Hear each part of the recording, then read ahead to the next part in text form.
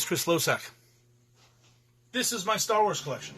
Well, hello, YouTube. Welcome to another edition of Star Wars Collections and Displays. I'm Jack. And I'm Jim. That's Jim. We're here with a collector today. His name is Chris. Chris, if you could, go ahead and take a moment, introduce yourself. Where are you calling in from? Talk a little bit about yourself. Who are you? Hi, my name's Chris Losack. I'm calling from Corrales, New Mexico, which is a state and in the United States. And it's just outside of Albuquerque, New Mexico. You might have taken a wrong left turn there once or twice. But yeah, needless to say, I'm calling from there. I've been collecting since I was a little kid, and then it all disappeared. And now I'm making up for it by going way too far. Depending on, I manage a comic book store here in Albuquerque. Very cool. So that's kind of what I've been doing for the last few years. I used to manage restaurants for a very long time and kind of lost the love of collecting because I didn't have the time. Had the money, didn't have the time. So I decided to do something that I've always wanted to do, and it may even reach further heights, and we'll talk about that later. That's for sure. So let's jump right into it. You know, Jim, before you go into that first question, I apologize to interrupt. Let's give that comic book store a quick plug. What's the name of the comic book store? I appreciate it. I was going to get to it, but it's called Astro Zombies Comic Books, and it's just Astro Zombies, named after the vintage B movie, horror movie, and that song by the Misfits called Astro Zombies. And many of the Misfits have been in the shop, and we have some original posters from the original director. So we're having a lot of fun with the name, and it's here in Albuquerque. It's the #1 comic shop in Albuquerque, voted for years and years and years. We also sell tons of records and collectible action figures. And the whole reason I work there is because I was there when he opened 24 years ago on July 23rd on the first day. And that was the heyday of episode 1 figures. So. Oh, right, 1999. Okay, we'll definitely get into that. Yeah, awesome. Yeah. And does the shop have a website? Yeah, it's astrozombies.com. And on that website, are you able to ship product if somebody wanted to buy something? So it's more of a digital calling card. I use the Instagram as my main shuffle as far as communication goes. Astro Zombies NM, that's for the Facebook and the Instagram. And we do ship around the world all the time, especially records. Records are huge right now, so we've been doing a lot of vinyl sales. And wow. We have a great punk and metal selection, and people all over the world need that stuff. And so we're more than happy to ship. And it's a destination here in Albuquerque. We love it. The last record shop I was in was probably the mid 80s, was in Pasadena, California. And it was called Poobah's. Poobah's. That's a great name. Yes. It sounds like you need to get yourself in a record store, sir. I don't have anything to play them on, though. That's all right. It's good wall candy, too. There you go. There you go. I actually got a Monkeys halfway to Clarksville, or welcome back to Clarksville. I just bought a Last Train to Clarksville. Last Train to Clarksville. It's in the other room. Awesome. That's a good record. I've got that myself. It is. It is. I enjoyed it a whole lot. The American Beatles. There we go. If we're ready to jump into it, tell us, what kind of items are you collecting? Action figures, vehicles, helmets, lightsabers? Obviously, I bet you there's comics in there somewhere. Yeah. So I'm the special monster that collects it all. Unfortunately, I do vintage, and I kind of mainly focus on vintage, but I've kind of run into a I've got it all thing. I don't have it all, but I've got a significant amount. So finding what I'm looking for, because I like to find it in the wild. Either it comes into the shop, or I just go to yard sales and things like that and find in the wild. I've bought a few things on the bay and whatnot. And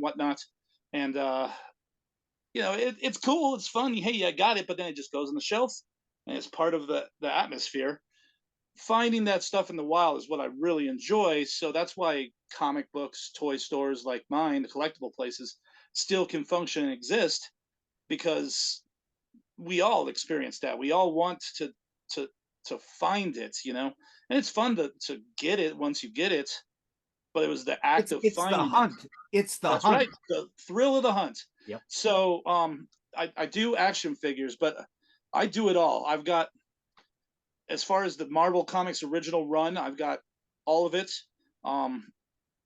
Some of it's signed, some of it's newsstand. I have almost all the variants. You know, I'm a completionist, so I work hard to have it all. I also collect. You know, you go to these yard sales, and there's slim pickings as far as, you know. Oh, here's a carded Empire Strikes Back Yoda, but the bubble's cracked. He's missing his cane. But we've got all this cereal box and fan club buttons and letters and all this stuff left over, and I'm the guy that buys that stuff.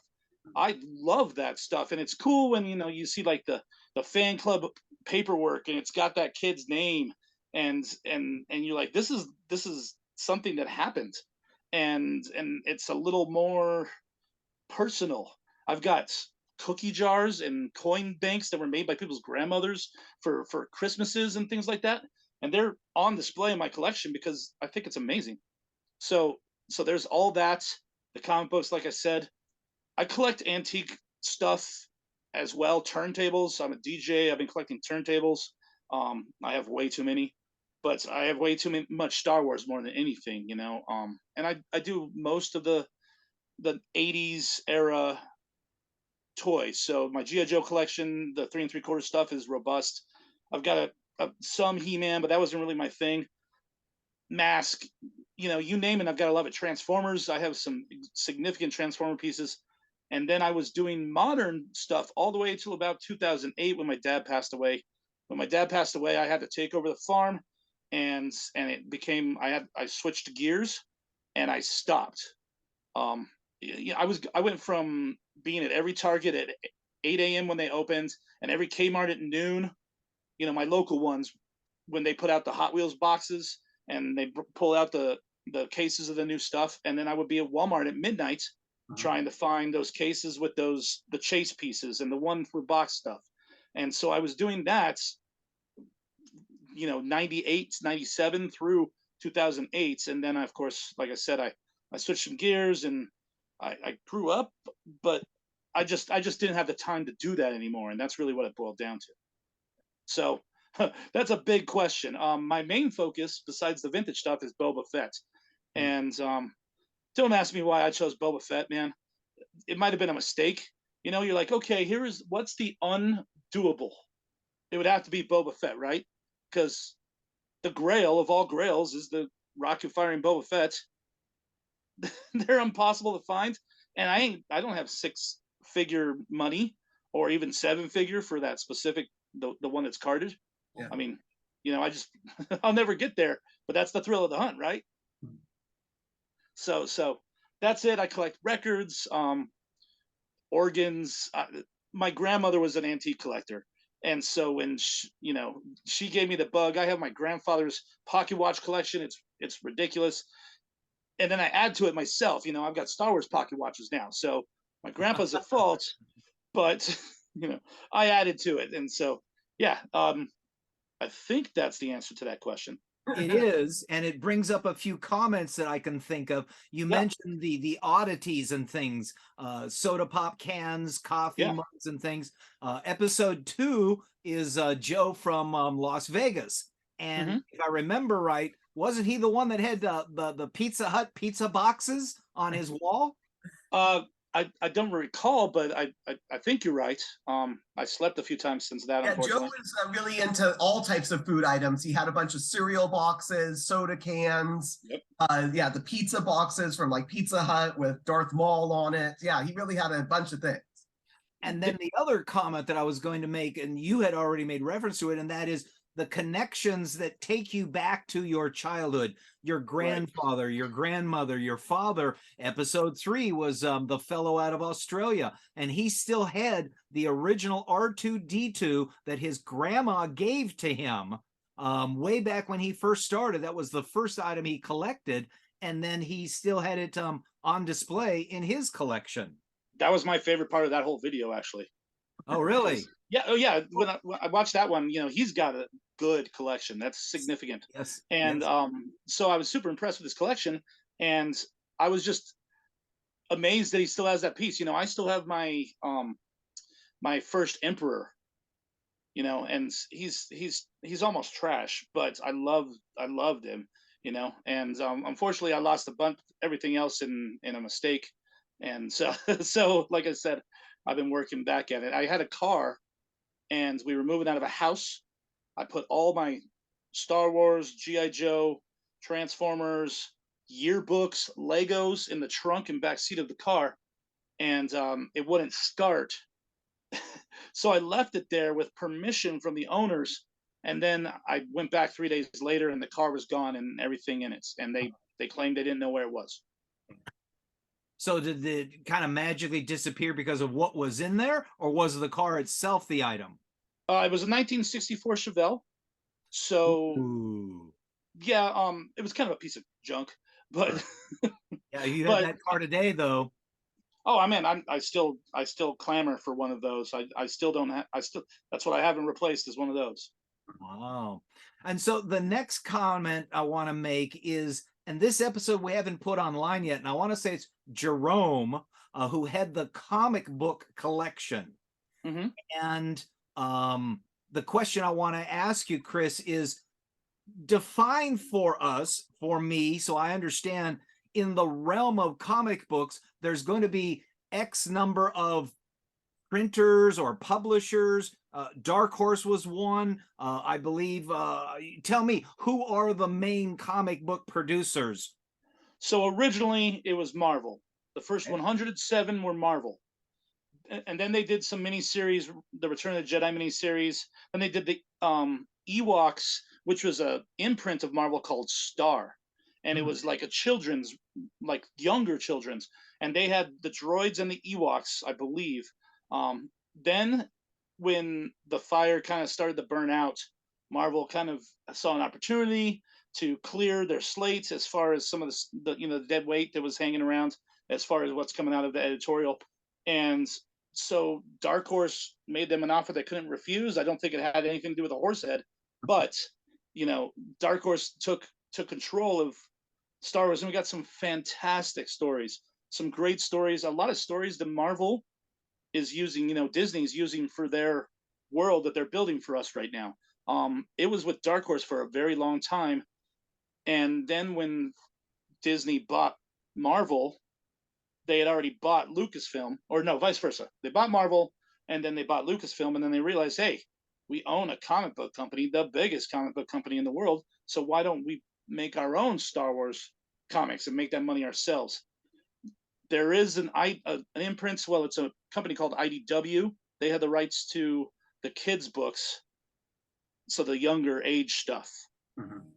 Then Marvel took control of all of it, and where most everything's Marvel now, except Dark Horse has taken over the children's books because IDW is struggling a little bit right now. I don't know the logistics of that, obviously, but they had the Star Wars Adventures, and now they no longer do, and it's called Star Wars Hyperspace Stories, and that's what the younger audience geared comic books are right now.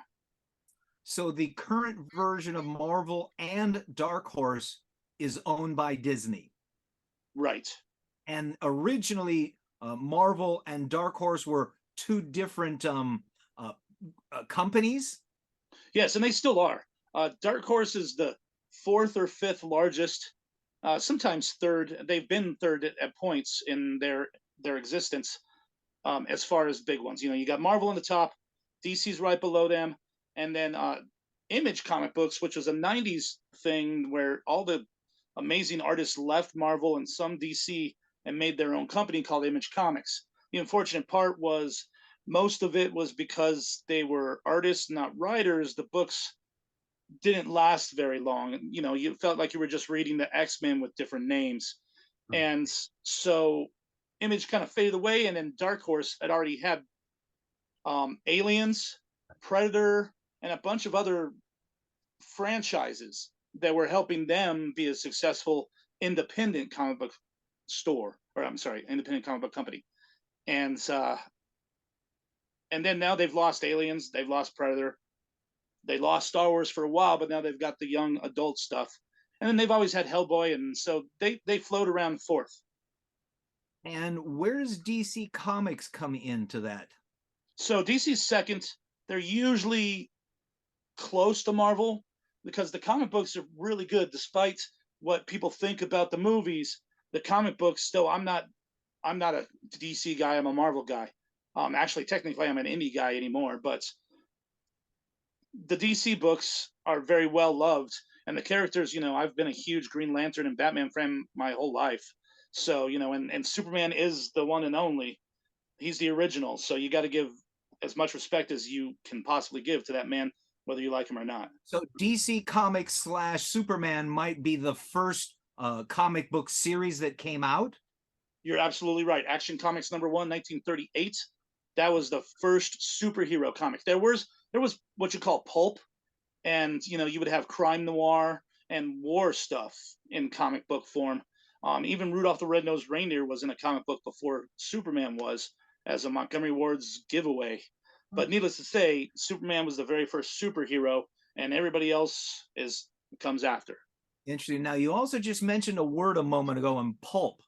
Is pulp and pulp fiction very similar? Is that kind of so? Pulp Absolutely. Fiction, I'm thinking, is to make paper, you have to grind up wood and make pulp. Hence, pulp, and then fiction being not true. Pulp fiction. Yeah. So you've got the word association right. You did it. I learned something tonight from my own series. It's always my goal, to be quite honest. Very cool. Thank you very much. Yeah, the word pulp, that's how they made papers. So when people started, the printing press, of course, was invented, and then people were like, "Oh, hey, we can make books. We can do comic books because of the advancements that the printing press made." And so they weren't called comic books; they were called pulp. And so pulp would be stories of crime and what we call noir, which is that kind of gritty, it's like you're watching SVU, but you're reading in a comic book. Interesting. Now, little side note here: Jack, our host, does a series called Jack in the Box, and one of the things that he did, one of the things he does is he has a lot of goodies that he's stored away since he was a young fellow, and he brings them on camera, and him and his nephew open up the box, and then they discuss it and such. But he did a series just recently on the Pulp Fiction action figures, which I didn't even know those were available. Reaction, right? Quite Super interesting. 7? Exactly. Yeah, I remember when those came out. I saw them in Toys R Us, and I was like, "Oh, awesome! They look terrible, but awesome." Yeah, I think they came out in 2004, I believe. Yeah, that sounds about right. And where does Stan Lee fit into the comic book world? So that's a fun question.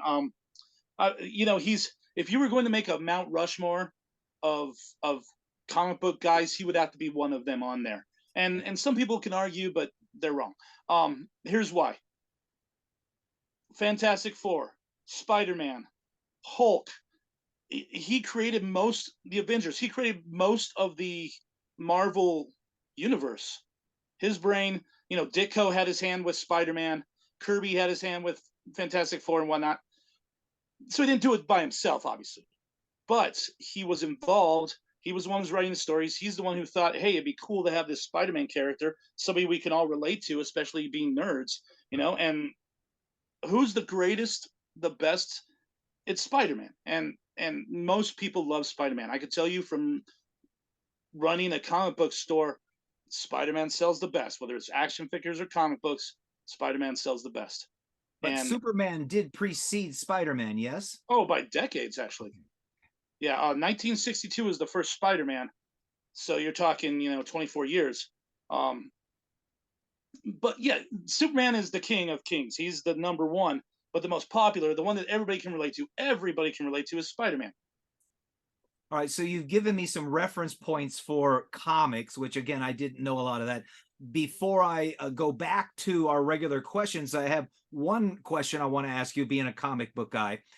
As a young fellow, my dad would take us on Sunday mornings to the swap meet, which the swap meets at that time were in a drive-in movie theater, and you would go Sunday mornings, and everybody had their little plot set out, and we would always come home with something.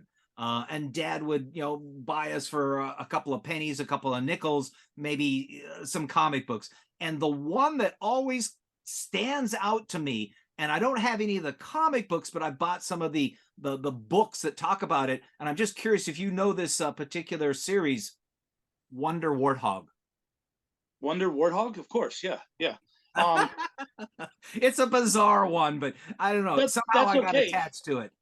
So the cool thing about comic books is it's fiction for the most part. There are actual nonfiction comic books, often very good. Mouse being a close one, as far as it's a firsthand account of the Holocaust and then put into a comic book form. But it's those fun books, the Richie Rich and the Daffy Duck and Donald Duck and Scrooge McDuck, they all have their place in the comic book zeitgeist. And Wonder Warthog is one of them. Captain Carrot and his zoo crew. That's a DC book from the early 80s. Super fun, ridiculous, but super fun. And nowadays, ever since Walking Dead opened the door for indie books, we get all of it. You would be freaked out by what comes out in comic books nowadays. Wow. It's fantastic. Coming back to the Star Wars portion of the story and your items that you're collecting, is there a particular scale that you collect? The 3 3/4, the 6-inch Black Series, the 12s, the 18s, I think are called Pacific Jacks, if I remember right. Jack's Pacific. Jack's Pacifics, yes. Yeah. Or bigger 36 or 48 inches. So I used to focus just on 3 3/4, and I'd come across the 12-inch here and there. The fun thing about Star Wars is it invented the size, right? Because before you got your G.I. Joes in the 12-inch, and then the guy at Kenner said, make it this tall, and that was the invention of the 3 3/4. It was the size of his fist. It was the reference. Exactly. Really? Yeah. True story. Wow. So he just put his fist on the table and said, make them this size and leave me alone. So I may have made that last part up, but make them this size. So go ahead. No, go ahead. Okay, so when the Black Series came out, I was on a break. And unfortunately, because I really like the series, I really like the scale. I wish we had more vehicles. The vehicles are what I focus on in the 6-inch, just because they're so cool. That here's your TIE Fighter in 3 3/4. Here's your TIE Fighter in Black Series. And the speeder bikes and everything's just got more detail. So I really like it. I just haven't focused on that. I also almost have all of the 12-inch from the original vintage series, and I have a bunch of the collector series. And then probably 2002, I think, Sideshow started to do their 12-inch 6 scale, and I kind of fell in love, and I bought every single one for the first 15 or something. And then I realized I was getting things like Indoor Rebel Trooper, and and then we still didn't have like some of the main characters with the cool designs, and I was just like, what are we doing here? So I kind of took a little break from that, but nowadays that's too expensive, and it takes up so much room. I've got about 40 of the Sideshow / Hot Toys, but not all of it by any means. If you go to the comic book store, there's another 40 that I don't have there, but I'm not bringing them home. And then there's also the Gentle Giant laser scan ones. Have you seen those? Mm-hmm. I have a bunch of that, and I will preface all of this with, if it's Boba Fett, I'm collecting it. If it's Boba Fett, I have it, except for the prototype, of course. And a few other things, but I work real hard at having all the Boba Fett. So to answer your question, I focused on 3 3/4, but I dabble in all of it. Okay. And is there a particular series or movie or story that you want to surround your collection with? Episodes 4, 5, and 6, or are you into 1, 2, and 3, 7, 8, and 9? So the answer is the original trilogy, 4, 5, and 6. the first one came out when I was 1. I didn't see it in a theater, but I definitely saw it as a little kid on Betamax. And then I vaguely remember going to see Star Wars when it was re-released. I think they did it before Empire, but I know for a fact they did it before Return. And I had seen Star Wars Empire and then Return in the theater by the time Return came out. But I really have hazy recollection of Empire just because I was 4.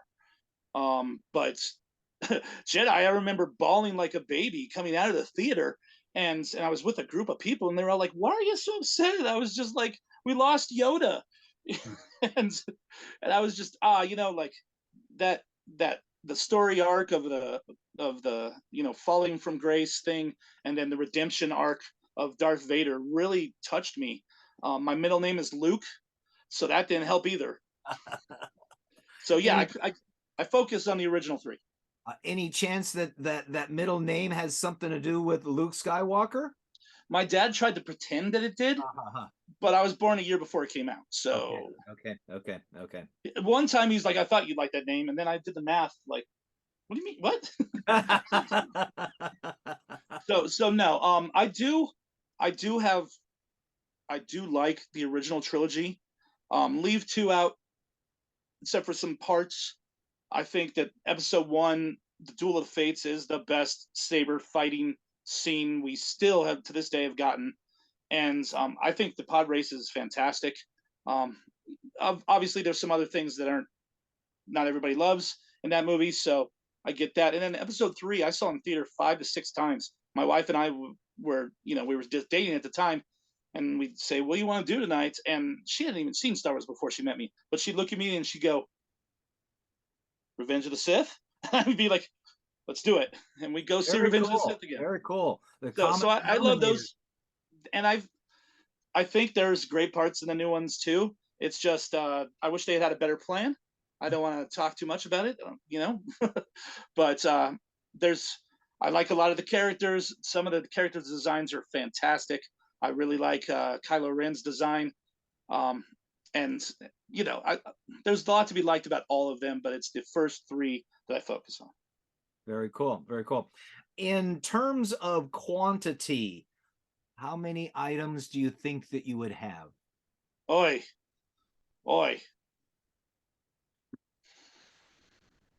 I mean, just the comics alone are thousands.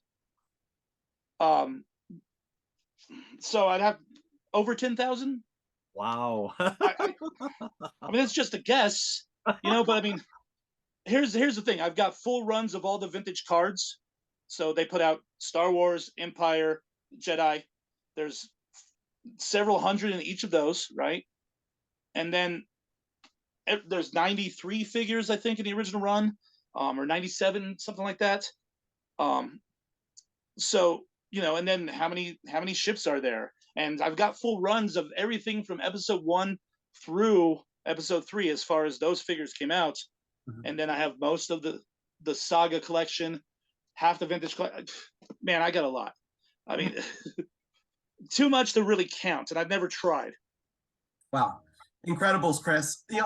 What was it about Star Wars? You talked about some of these other collectibles that were out there, G.I. Joe, you dabbled in some He-Man, the comic books, different things. Yeah. What was it specifically about Star Wars that made you say, this is what I'm going to collect, this is what I'm going to get all of? So originally when I was younger, I liked Star Wars, but my parents weren't really interested in buying them for me. And then by the time I was old enough to wheel and deal to get figures, Star Wars had kind of like gone away. So the biggest chunk of my collection actually was the vintage 3 3/4 G.I. Joe stuff, which I've redeveloped that collection as well. But the Star Wars thing really boils down to how it made me feel and like I just said, I was bawling at the end of Return. The G.I. Joe movie didn't do that for me. Nor did the Transformers movie. Even though when Optimus died, I was pretty beat up, man. Like, holy, what are you thinking? Killing Optimus. I mean, they killed the whole crew, right? To make new toys. And all these kids are just crying in their seats, losing it because they wanted to make more toys. So that left a little bit of a bad taste in my mouth. But it was the Star Wars and I'm a sci-fi guy. I'm a Trekkie too. You know, it's two different worlds for the most part, but I just love science fiction stuff. Battlestar Galactica, 2001: Space Odyssey. You know, you name it, Lost in Space. All that stuff is big on my list of stuff to to to delve into and enjoy. And so Star Wars being the most compelling, obviously, was the way to go. I can remember Dad taking me to different movies, mostly science fiction, and Arthur C. Clarke's 2001.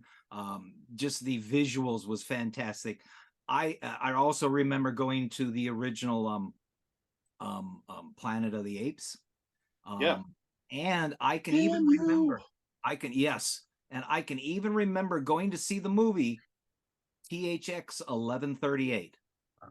Oh, really? Which Nice. is the predecessor, not predecessor, but a movie he did before Star Wars came along. I think it counts as a predecessor. You know, we have several things in other movies named after that by George Lucas. It was his first film before American Graffiti, so I think it counts. Interesting, interesting. So your motivation for collecting now, obviously you're an employee in a store, Yeah. and I'm in the aquarium business, and I started out working in a tropical fish store. My motivation for working in the tropical fish store was twofold. One, I figured it was easier or lesser expensive to learn at his expense than at mine. Sure. And two, it allowed me to earn extra money to afford my hobby. So you working in a comic book store, I'm going to assume it's partly so not only can you help afford your collection or hobby, but at the same time you get, let's just call it advanced previews of things coming in. That's it. That's it. I mean, I make a lot less money at the comic book store than, you know, working for corporate America at the restaurant. Like half. So the money's not necessarily there, but the items show up, and then I get first crack at that stuff. So, you know, that's the good thing. When do you think this will air? Any idea? I'm gonna guess and say a couple of months from now. Okay, awesome. I will be the owner of said comic book store by the time this airs. Fantastic! Wow. Congratulations. Well, There you before go. we end the show, I was trying to be coy about it because I can't. Before we end the show, I can't talk about it right now. Before we end the show, then we're going to give you another big plug. So there you go. We'll get you rolling there. Appreciate it. With that question or little story that I just made, your motivation for collecting items and knowing that you're there getting advanced preview, is it investment? Is it looks? Is it enjoyment? Is it an escape? So it's all of that. I've always kept the financial part of it in my mind. Damn me or not, it's just how my brain works. This has always been a backup just in case something happened and I could get rid of the collection and it could bail me out for a minute, right? So the financial part's always been there, but now that I'm going to own the place, you know, the owner now has talked to me like, can't wait for you to sell your collection and make all that money. And I look at him like, no, no, my collection just got that much bigger. That's what I was talking about with the hot toys, you know, like they're all Star Wars, amazing hot toys there.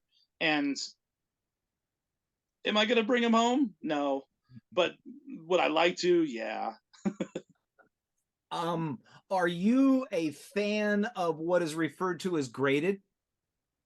So yes and no.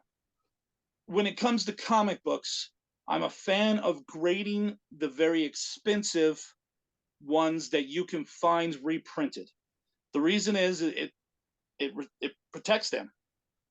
There's a comic book, Venom Lethal Protector #1, that had what's called the Black Error. They came in a shiny foil red in the 1994-93 era when they were doing that for all the comic books, and it got too much heat and it came out black. I've had one of those since '93. I didn't take care of the box. and it got bent. And so I decided I would, years down the line, I decided I would grade it to keep it preserved. And it came back at a lower grade because it had that damage that happens just from moving the boxes over the years. So when you have those very important, expensive books, grade them. When it comes to the action figures, if it's a sealed box, that's fine. There's plenty of loose stuff out there that you can have. Grade those if you want, but I don't see a point in grading loose figures.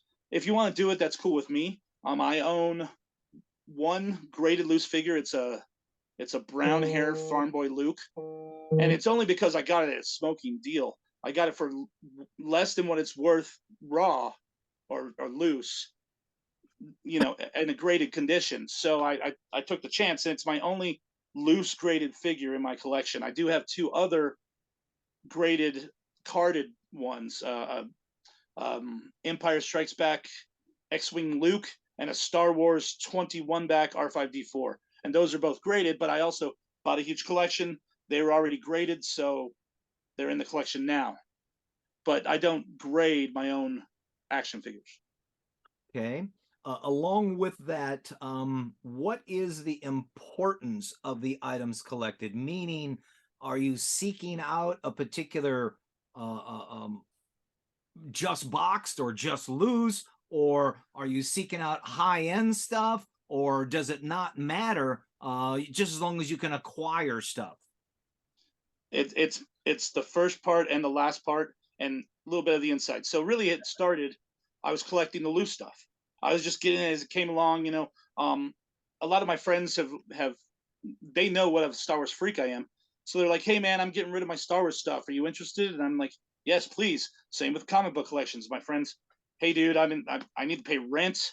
I don't look at these comics anymore. You want to buy this collection? Yeah, sure, I'll do that. So that's how I've acquired a lot of the stuff, and especially the G.I. Joe collection. My buddy Jack Sparacino, he was moving to Chicago. He's a musician, making it in his band, and he gave me his vintage G.I. Joe collection. And so that's what really started me back into the G.I. Joe rabbit hole. So it starts with the loose figures. As you're going along, you start to come across some box stuff. Then you come across some sealed box stuff. And next thing you know, you don't want it unless it's a sealed box. And that's just how it happens. It's a progression. And it really came to the point where I found it in the box. I found it on the card. And then I was like, why do I have two of these now with a loose one and an open one? I'm sorry, a loose one and a sealed packaged one. So for space sake, I got rid of the loose one and kept the more valuable one, except for a handful of my favorites and the Boba Fett stuff. But right behind you there, a bunch of boxed vehicles and a box play sets, all vintage Star Wars, from 77 through like maybe 83, 84. 85. 85 with some sets in the vehicles.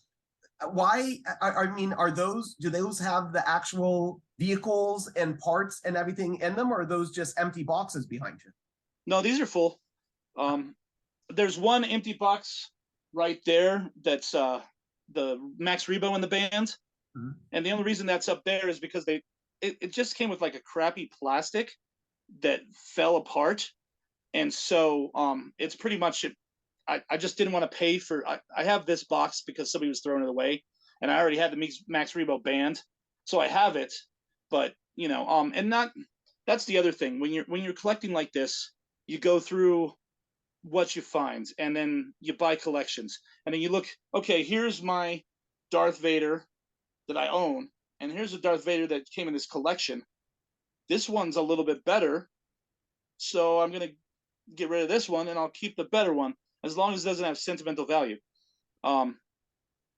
My two most valuable pieces in my collection have sentimental value, so I'll never get rid of them. And of course, it's all the money ones, but that's how the ball bounces, right? So when you get one, and then you're like, okay, well, this one's better than this one, because I had stuff like, here's a box and here's a vehicle, and you stuff it in there, and it's there, right? But then somebody's like, okay, I have this one with a, 20 the box is all messed up, but it's got the inserts, and here's the stickers unapplied, and the vehicle doesn't have any yellowing, and it has never been touched.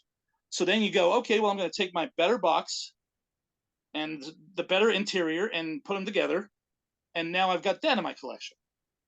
So those boxes behind you, those are open boxes. They're not sealed boxes.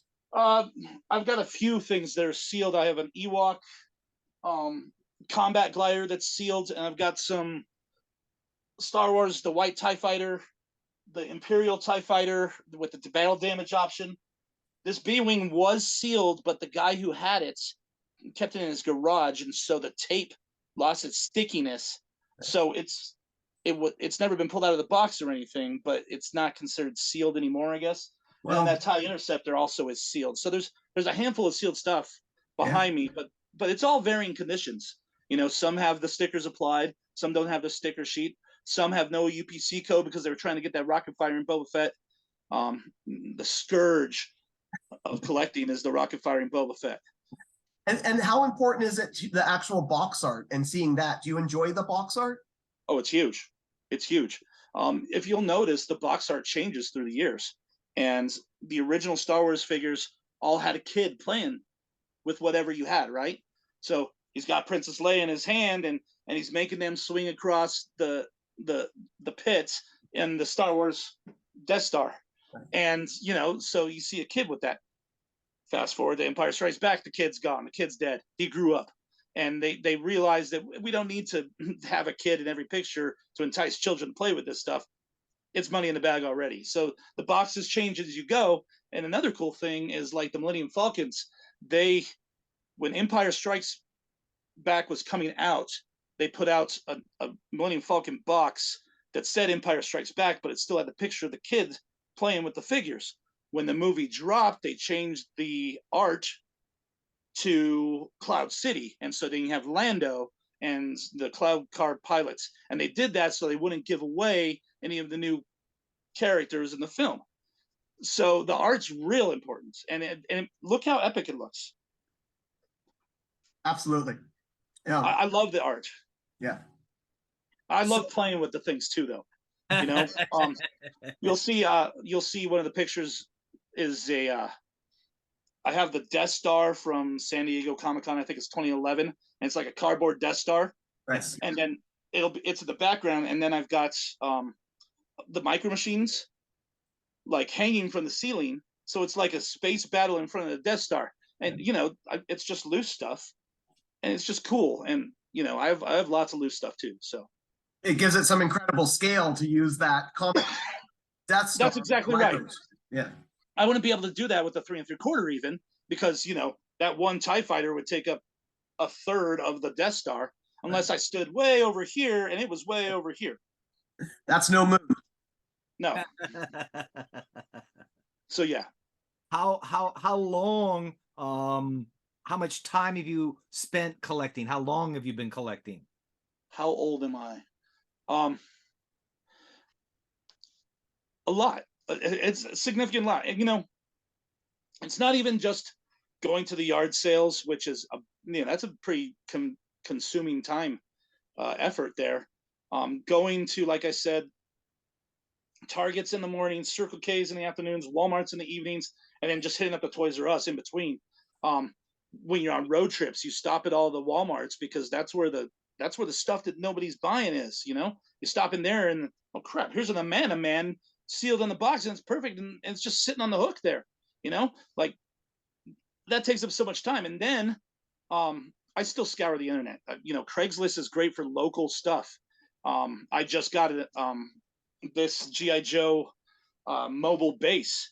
I was on Craigslist. You know, I have just a bunch of tabs: Star Wars, Cadillac, Chevelle, Nova, G.I. Joe, Transformers, He-Man. You know, I have these all things open. I just refresh them every day as I go through it.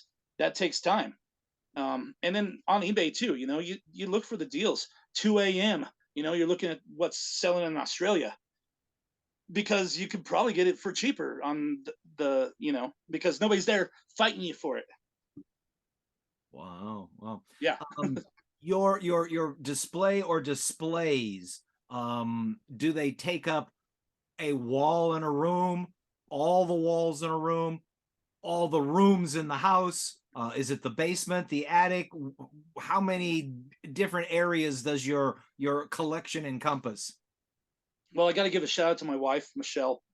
She allows me to consume the whole house. Wow, very cool, Yeah, Michelle. Very cool. yes. You know, when you first walk into the door, you probably saw the picture of the Han Solo and carbonite with the Boba Fett next to it. You know, that's the first thing you see when you walk in the door. Um, our wedding invitation, which you'll see is it's we went to California before we got married, and you know, they put your faces like in Star Tours.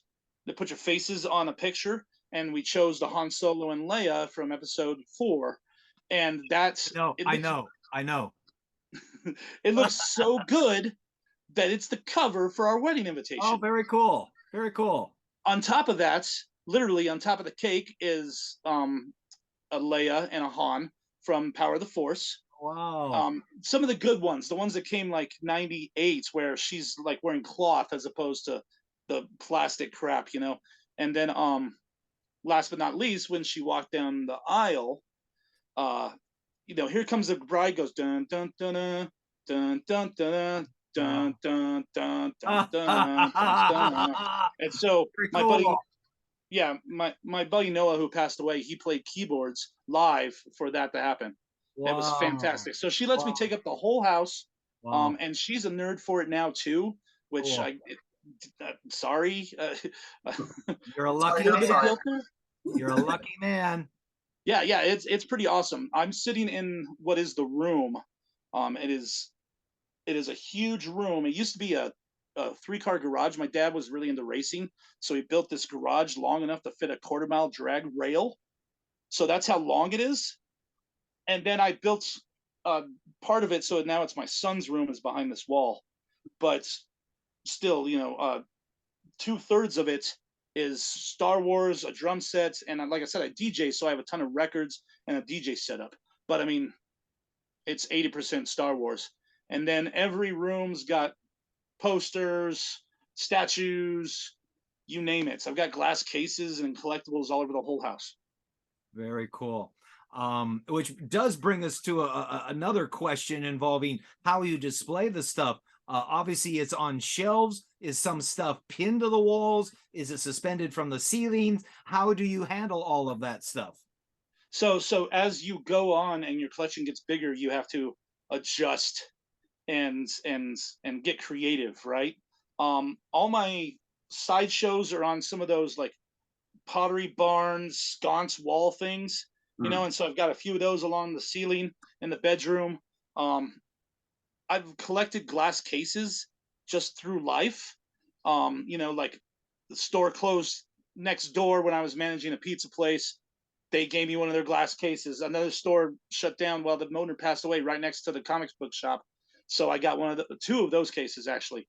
So you know, you collect the stuff over time. I met a guy who collected um, 32nd scale cars, and he had these crazy Zenith television um, glass cases. They're like 7 feet tall, 4x4, and so I've adjusted to make those display cases for some of the. I have tri logo and bi logo stuff, and so I, you know, I try to like kind of conglomerate stuff in certain places, but it gets to a point where you're just like, does this fit here?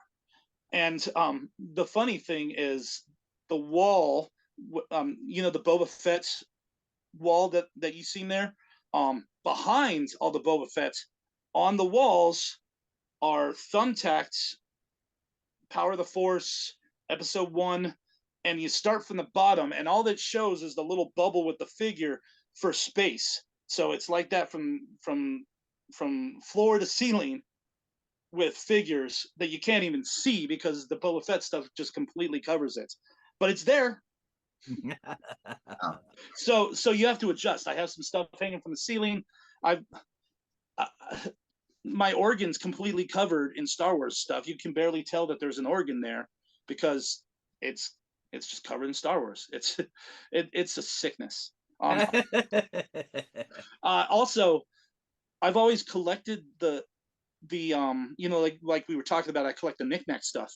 So I've got display pieces that are like, the store used it for a pop display. Now it's just Boba Fett pops, or they use this for Pop as in Funko Pop?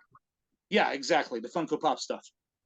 If it's Boba Fett, I've got it. So I've even got the Funko Pop Boba Fett. He's got like 35 some 40 some, I don't know.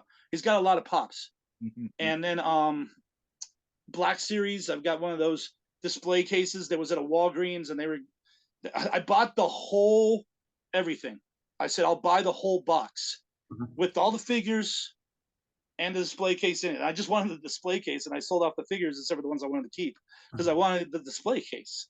So you just adapt, and you get what you get what you can find, so that you have this eclectic creative space that's just full of this one thing, which is Star Wars.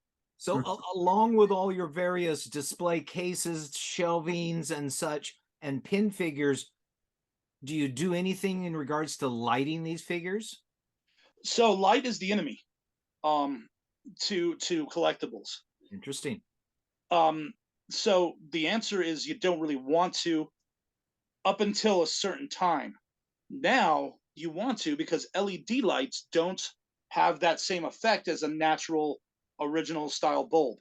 So that is actually in the works right now, and I'm doing it for the whole store as soon as it's in my possession, because we don't have any. We have one case lit up because the rest of them have pretty much broken, or just the lights were too much to have on. Any idea as to what the issue was? I mean, was it ultraviolet or infrared or heat from incandescence or what? So it's a little bit of the first one and the last one. So ultraviolet, not really a problem, but any kind of heat is going to damage plastic.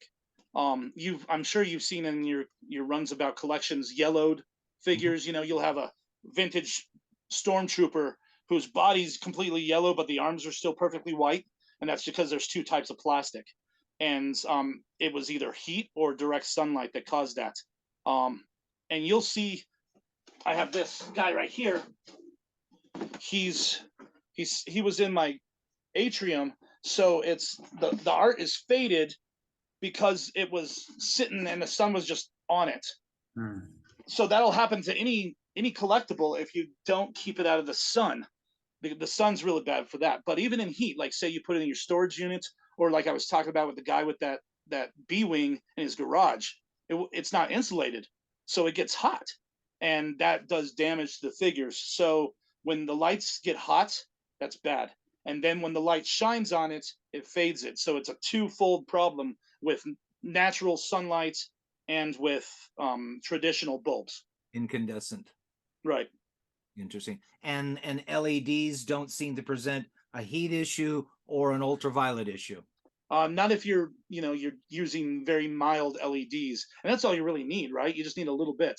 So it will be lit, but it isn't yet. Your display of your items, how is it arranged? By age, by episode, by character, by scene? So I tend to keep like with like, and I do that at the shop as well. The vintage stuff is in a certain place. That's what you can see here is just vintage. I won't mix the two together when it comes to boxed stuff. And then I've got like the Boba Fett is that one wall. So it's just Boba Fett, and then it goes in order of its like with like. I've got that display with all the different Black Series ones. I've got another shelf, and it's got all the different helmets that I have loose on the bottom. And then the next three shelves up are the 3 3/4 vintage collection, Power of the Force, modern stuff, and then sideshow statues, then Gentle Giant. Then the next shelf over is only Hot Toy and Sideshow. The next shelf over is all the Funko Pop and stuff. The next shelf over there is all Lego. Wow. So it's all in in these sections. And then you have all the knickknacks, like when they re-released the THX Empire Strikes Back, you could get they gave away these Boba Fett's on the first day, where he's got like really heavy hands, and his chin sits on a plastic sarlacc pit, like crescent moon, and his hands are heavier at the same weight as his feet. So he like sits there and balances, and it's just a knickknack, and it doesn't really have a place, so it's just on the shelf, you know. And there's a ton of that kind of stuff as well: mugs and pencils and T-shirts and chess pieces. It's crazy how much stuff is out there, and so that just kind of like fills the holes.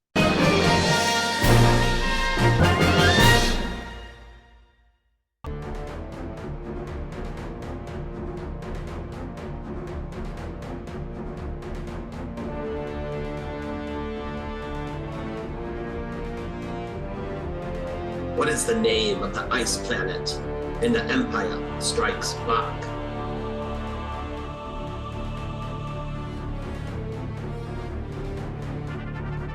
Wolf.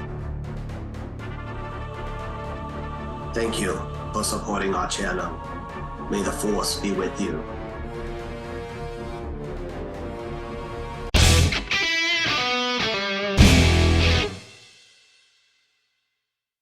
Hello, I would like to take a few moments to discuss with you a serious affliction that may be affecting many of us: collector's disease. This can occur with one or more issues when we begin to collect Star Wars action figures and collectibles. Collecting can be a fulfilling and rewarding hobby for many individuals. However, for some, it can be a psychological problem that negatively impacts their daily lives.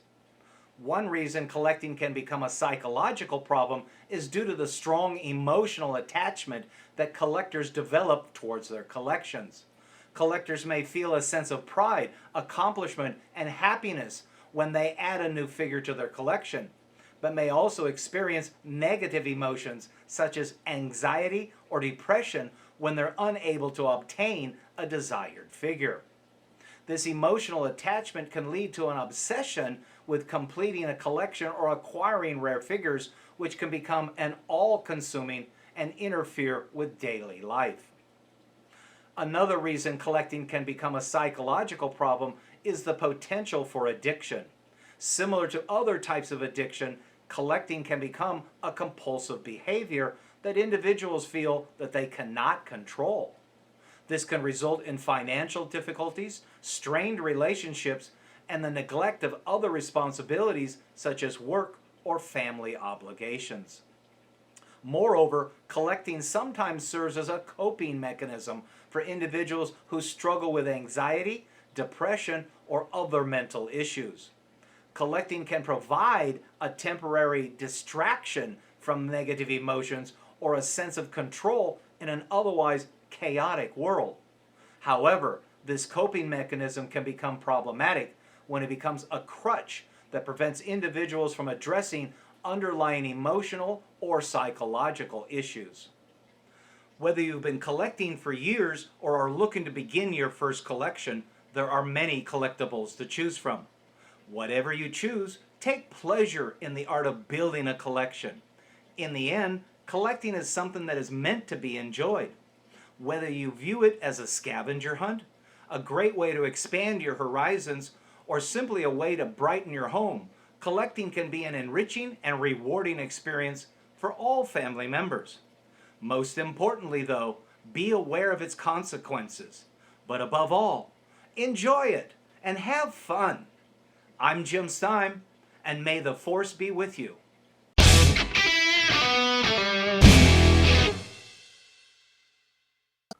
This is Jack in the Box. We finally get our box back from CAS. Me? Poetry? We don't just spread fun through action figures, we get close and personal with the actors that played these characters. I'm Nick Joseph, and I played Major Arhul Extrafon. You were the one that banged his head in that room? Yes, that's me, yes. And then they dressed me as a Hoth rebel. Be sure to subscribe and binge watch all of our episodes. Thanks for tuning in to Jack in the Box.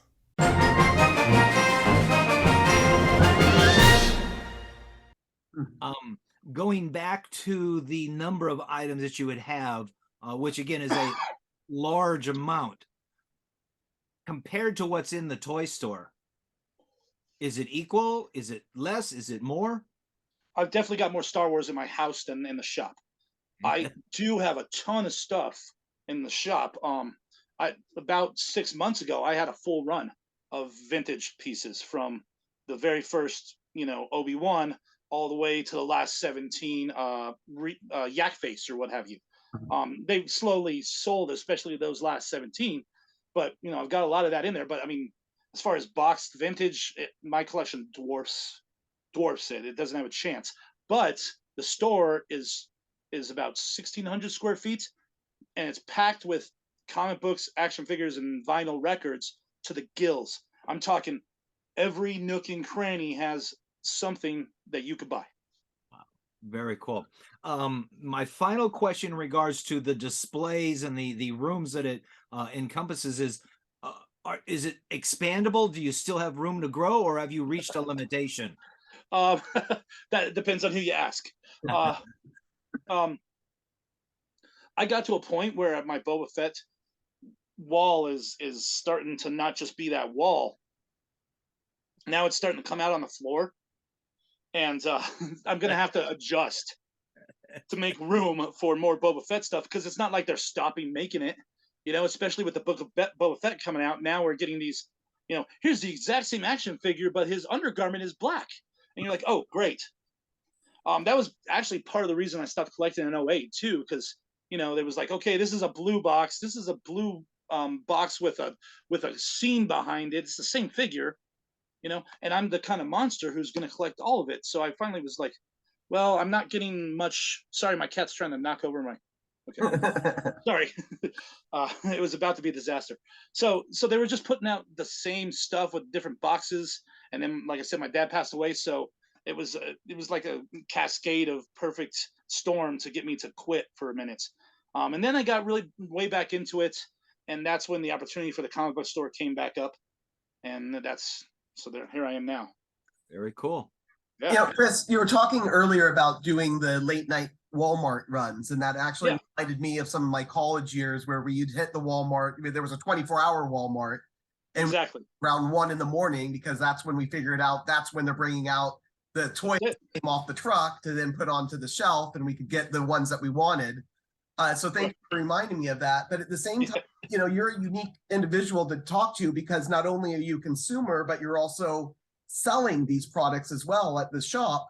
What, from having that kind of dual perspective, where do you think is the best source to get some of these items? Is it online? Is it going to the mom and pops? Is it going to comic book shops? How do you do it?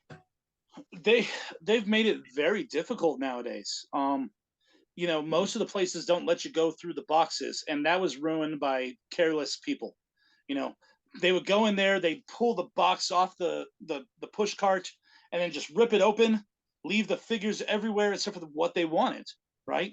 And that made more work for the employees, and so they stopped letting us do that in a lot of places. I had made friends with the Kmart because they wouldn't let anybody else go through those boxes except for me. And then, of course, when that person didn't work there anymore, that meal ticket was over. So it's, I suggest you get it in the wild. The problem with that, the wild being going hunting for it, going and finding it at the stores.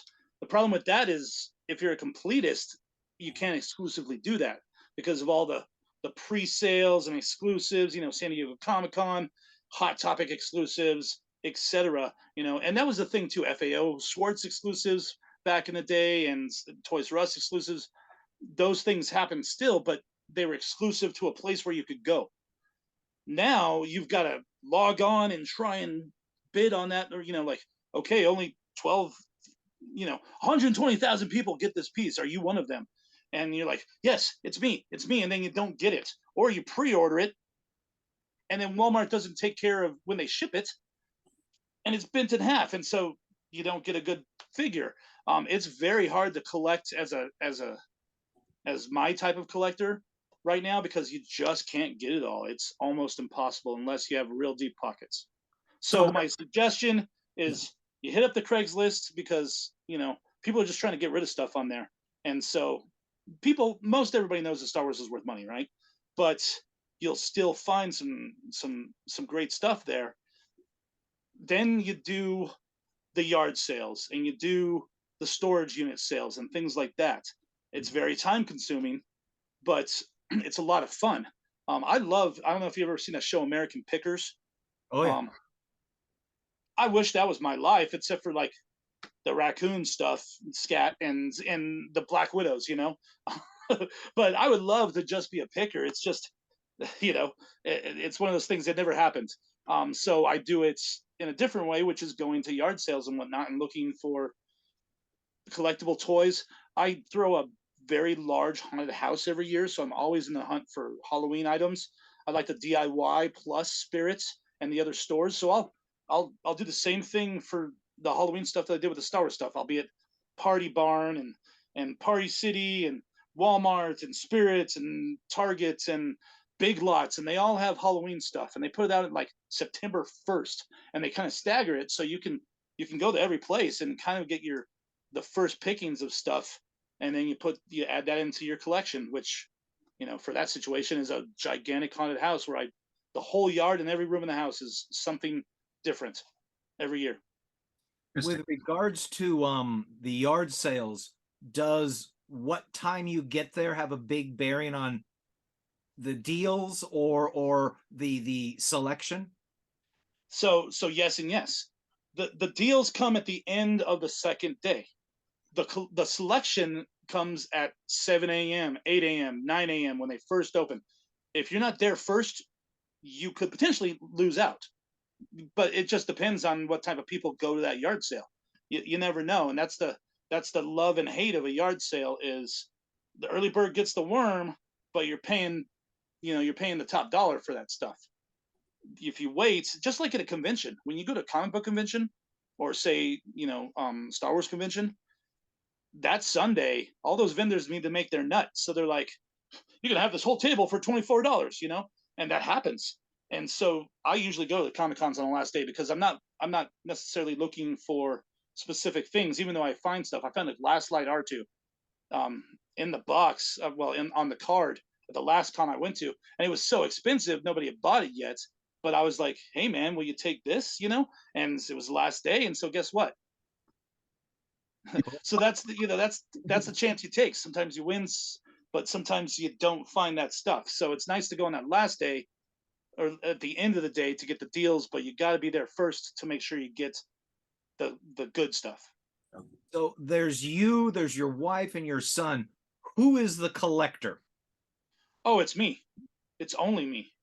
My wife collects frog stuff, and she loves General Grievous. So her General Grievous collection is better than mine because it's hers, and I've got her the Hot Toy and all the Black Series, and you name the Clone Wars 3 3/4. I mean, her General Grievous collection is outstanding, and she also loves John Wick. So, I've got her a bunch of John Wick stuff. So she collects by default because what do I get her for Christmas and her birthday? Stuff. How extensive is the John Wick's action figures collection available? How extensive is it? So there's not a ton of stuff for John Wick that's licensed, but you can find a lot of stuff that isn't. But there's a Hot Toy John Wick that's fantastic. It comes with a pencil, all the machine guns and all the weapons you can like cock and like pretend to load. It's an amazing action figure. And then there's several others. There's a Marvel Select John Wick figure, and there's actually 2 different versions, one where he's just in the white shirt with blood and one where he's in the suit. There's like 3 different pops, one where he has the pit bull, one where he doesn't, one where he's covered in blood. So there's a bunch of that stuff. And then, I've got her a jacket, and I've got her a license plate frame, and there's a mug, of course. But the coolest stuff I got for her, and actually I got her one of them for Mother's Day on Sunday that just passed here, is and this is stuff that I come across in the comic book shop. If I wasn't in the comic book shop, I would have never even thought of this. But there's a guy who brings in original pieces of the comic books. So it's the art pages that they make that eventually gets shrunk down into the comic book form. And so they're original pieces. And so I've gotten her now 3 different pages of original John Wick comic book art, and we're in the process of matting and framing that with their respective comic books. So does she have a dedicated area in the house? Wherever she wants, I will let her go. But it's really, her side of the bed. The John Wick, though, is on full display in the front of the house because, like I said, it's one of the most amazing hot toys I've ever seen. Very cool. Very cool. I have a question for you, and it's for some it may be a hard question to answer. Do you consider yourself, when it comes to collecting, obsessive, compulsive? Are you budgeted? Are you under control, or are you out of control?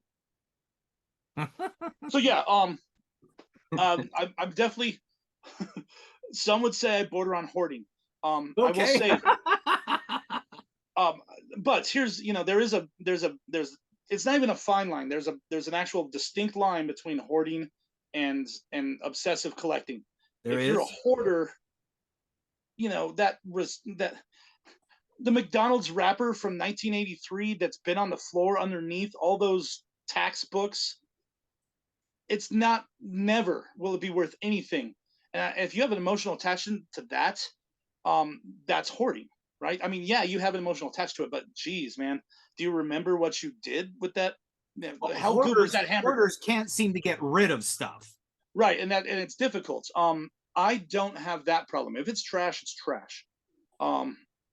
Everything that I have, like I said, if I needed to, I could turn around and make money off of it. So that's how I distinguish the line. If I'm wrong, that's fine, but that's where I'm at with it. So I'm definitely compulsive. If you collect like I do, which is completionist, then you're obsessive. And I mean, nobody in their right mind spends 4 hours a day going to 5 different stores to see what toys they have, unless you're obsessive. So the answer is, yeah, I'm obsessive. As far as the budget, I've always been pretty good with my money. I've had opportunity to buy way more stuff and haven't done it because it wasn't in the budget. You falter every once in a while, but for the most part, a perfect example is I saw on Craigslist the guy had a vintage collection. I go to his house with a vintage collection, $2,500 as he wants for it. It's worth more than that for sure. He was missing one of the pieces because he probably sold it, or seller's remorse. He realized he didn't want to sell it, so I ended up spending $1,400. But here was the thing. He also had, I don't know if you're familiar with the HasLab, Jabba's sail barge. Oh, yeah. It was, so he had one of those. He wanted $800 for it. And I was like, I planned on spending $2,500. I've got the $800, but I didn't do it. And it's just one of those things where, I need vintage stuff. That wasn't my focus.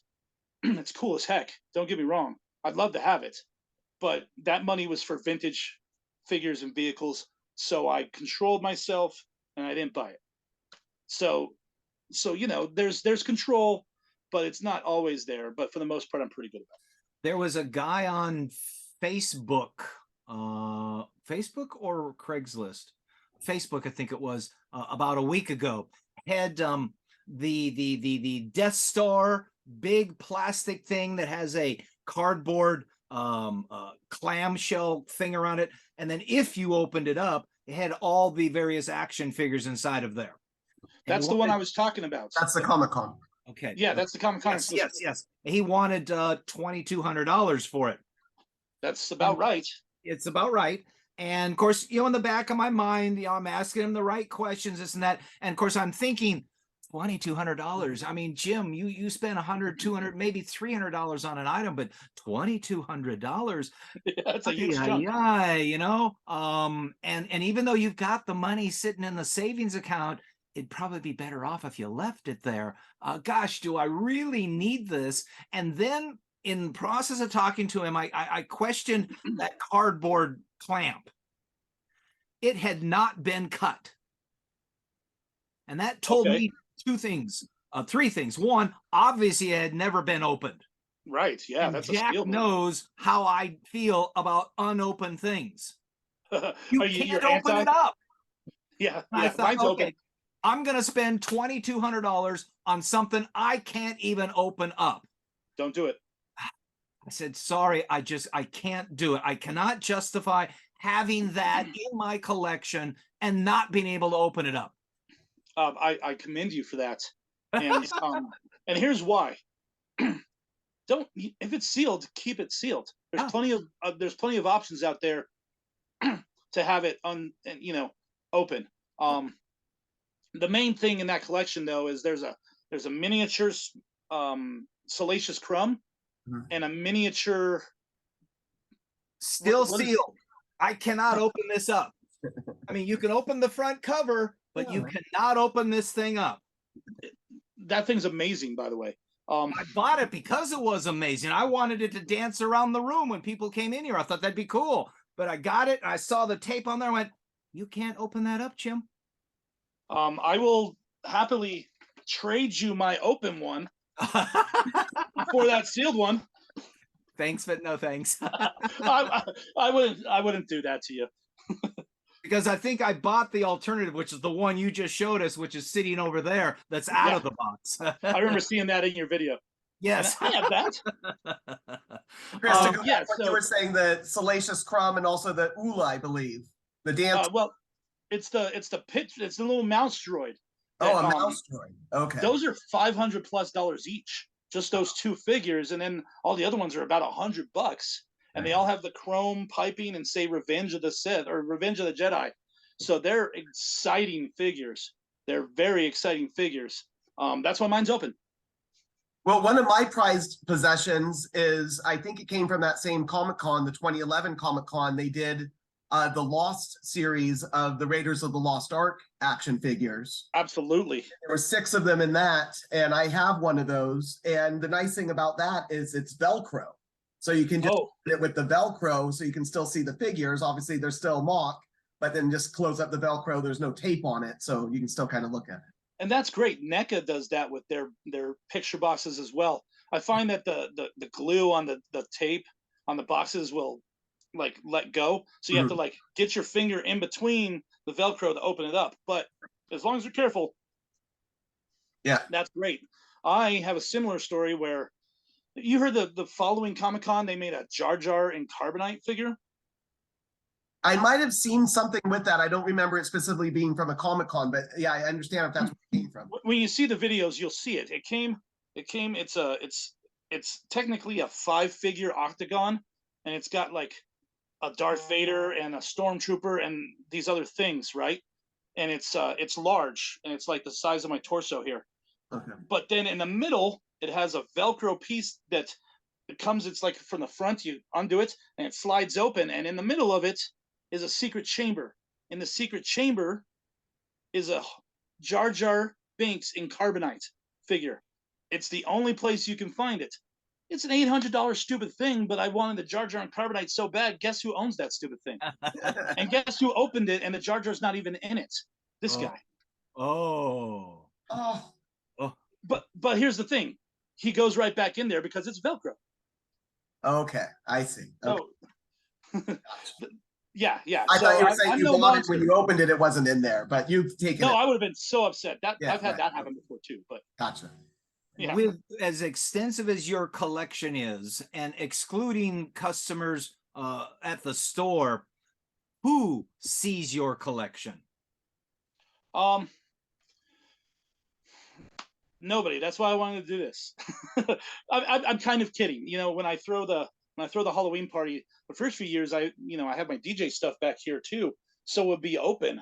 But then some kids that I didn't know started showing up, and then it started getting like pretty big, and I was just like, you know what, I can't risk that.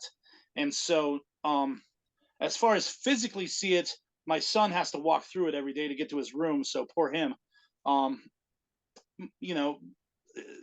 Nobody, and that's the thing. And it's actually, I have friends that come over, and that's about the height of it. And the fellow Star Wars collectors and whatnot, they come over and they see it, and it's super fun to like geek out and nerd out and show them.